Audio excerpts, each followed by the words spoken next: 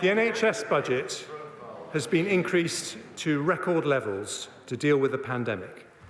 And today I'm asking the NHS to join all public services in tackling waste and inefficiency. We want Scandinavian quality alongside Singaporean efficiency, both better outcomes for citizens and better value for taxpayers. That does not mean asking people on the front line, often exhausted and burned out, to work harder, which would not be possible or fair.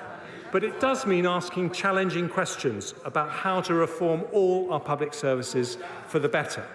So with respect to the NHS, I've asked former Health Secretary and Chair of the Norfolk and Waveney Integrated Care System, Patricia Hewitt, to help me and the Health Secretary achieve that by advising us on how to make sure the new integrated care boards, the local NHS bodies,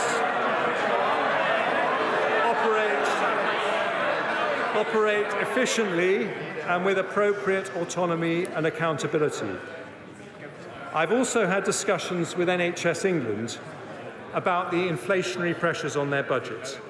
I recognise that efficiency savings alone will not be enough to deliver the services we all need.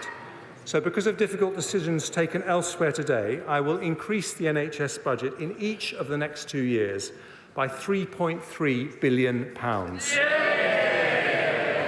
The Chief Executive of the NHS, Amanda Pritchard, has said that this should provide sufficient funding for the NHS to fulfil its key priorities. She said it shows the government is serious about its commitment to prioritise our NHS. £3.3 billion for the NHS, £4.7 billion for social care, a record £8 billion package for our health and care system. That is a Conservative government putting the NHS first.